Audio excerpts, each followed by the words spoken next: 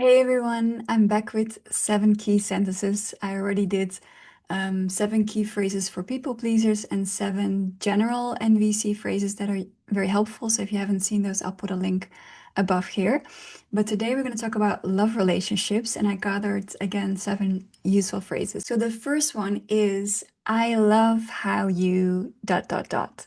So it could be I love how you just talk to the kids. I think it was super helpful. Um, I love how you try to be at home on time every day. I love this thing that you cooked. I love your voice. I love the way you look right now. I love your eyes. Just anything with I love. I mean, you could have a different, you could say I appreciate, right? But I think it's very helpful to have like a very memorable, like just one phrase that you can keep in the back of your mind. Research has shown that for most stable couples, they have for every like negative comment they have, every judgment, every triggered reaction, they have up to 20 positive ones. That's a lot, right? So if you're not sharing appreciation regularly, I highly recommend to do that. It's really tends to recharge your relationship's battery. The second one, and this is one that when I'm in a love relationship, I use it maybe even daily. It's do you have space to listen to me for X minutes? And you might want to add, depending on how well versed someone is in listening, um, I really like just presence, no advice, right? You can add that as well. I'm adding the time frame because what I've seen and experienced is that when you finally get that space, you might just want to offload, and then it gets so long that the next time your partner might say no. So you want to frame it and so they can check, like, do I feel like I have space to listen for 10 minutes? And if they don't, they can also negotiate and say, well, not really for 10 minutes, but I could do 5 minutes, right? And then maybe you find someone else who can listen as well. But to have that time frame so you really need to keep a timer and stick to it. Otherwise, this whole thing is not working. Number three, this is also one that I've learned through trial and error, and that I think is one that if I had to decide which one I could never say it again, I would not want to pick this one.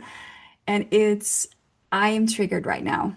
Shall we take a pause? So this is in the context of having a discussion, the start of a conflict, maybe a bit of a debate, something we disagree about. And if I notice that I get triggered, and especially when I notice that both me and the other person I'm sort of like assuming is also getting triggered, then what happens is we both want to be heard. We're both speaking, but nobody's listening. And when you get to that point, you might start talking louder and louder, literally or metaphorically, right? Getting more and more of an urgent flavor to your words because you're not getting heard and you want to get heard by this person, right? We get into sort of tunnel vision when this happens.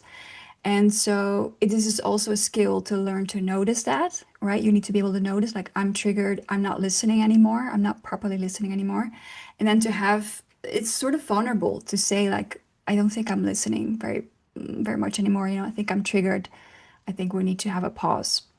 On average, research shows that we need up to 30 minutes of a pause for cortisol to lower and for our nervous system to regulate again. If you try and talk before that, you might get into the fight right away again. Apparently, with men, it's more than with women. So if you're in a lesbian couple, apparently it's more like 20 minutes. But I mean, generally speaking, just take half an hour, right? So that's then you know that you're safe and you can do it. Also matters what you do in that half hour. Maybe I'll post a video here about self-connection that you can do in that time. But generally speaking, just taking that time and just taking a walk is already very helpful. Number four is, can we talk about X? I want to find something that works for both of us. And especially, I mean, can we talk about, there's nothing special about that, but this addition of like stating this intention that you want to find something that works both for you and for the other person is important, because usually your partner's experience might be that every time we need to have a talk about something, they're gonna get scolded, right? Like maybe you have been judgmental to them, or maybe they have experienced throughout their life like being judged in those situations. So our defenses go up when we hear that phrase. But we do want to discuss things, right? So you want to set a different intention and also stick to that. right? You need to mean it, that you really want to find something that works for both of you. And when you have that intention and state it, it can be more inviting for your partner to actually have a talk. Number five, I don't know why I keep number five. Number five is I prefer X. And so this is instead of saying no, the word no. So let's say your partner says, want to go out for dinner. You could say, I think I prefer staying home. This is a very small example, but the reason I prefer this to saying no, or I can't, or I don't want to, is that when we grow up as kids, we hear the word no so often. And when we grow up, we don't have that much power and we don't always get so much choice, right? Somebody else might decide what you were eating, what you were wearing, what you were, depending on your upbringing, right? You may have had more or less choice, but usually as kids, we just have pretty little choice. So the word no, in and of itself, can be triggering. Also, just saying what you want instead, saying the positive thing that you want, um, is a bit more pragmatic because then, okay, this is the next proposal that is now on the table. I prefer to stay home. And then you can have a talk about that. And bonus points if you can also add your abstract need. I prefer to stay home. I have a need for rest. Or I prefer to stay home. I have a need for coziness, right? So depending on what the need is, your partner can also negotiate saying, oh, but what if we go to that really tiny, cozy place with the fireplace, like a restaurant or whatever, right? So this is how you can negotiate if you understand each other's needs behind your preferences.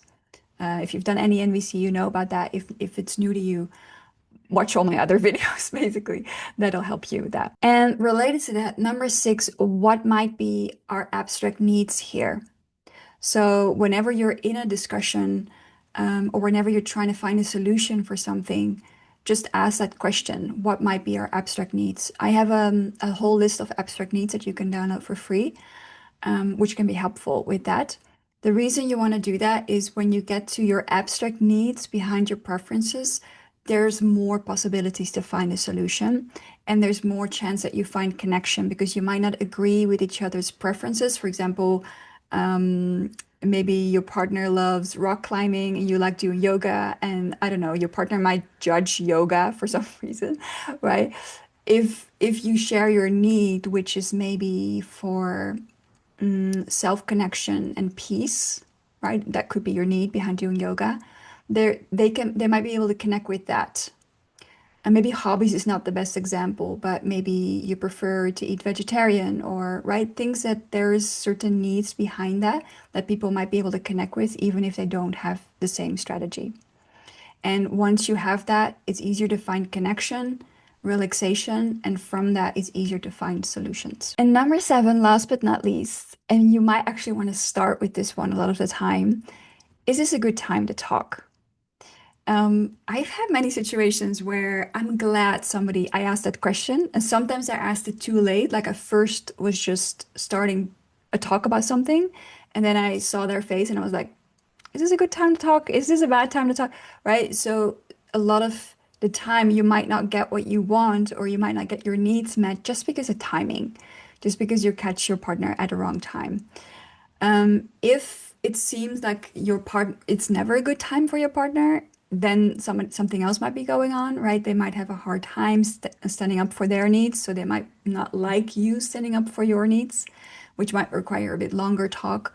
I do also recommend to have regular, especially if you share a household and especially if you have kids and there's a lot of logistics going on. Maybe you already do this, but I recommend having regular talks and not just about logistics, but also to have regular talks planned for exchanging the appreciation that we talked about in number one and for connecting about deeper things, right? Like, how's it going with us, regardless of kids or not?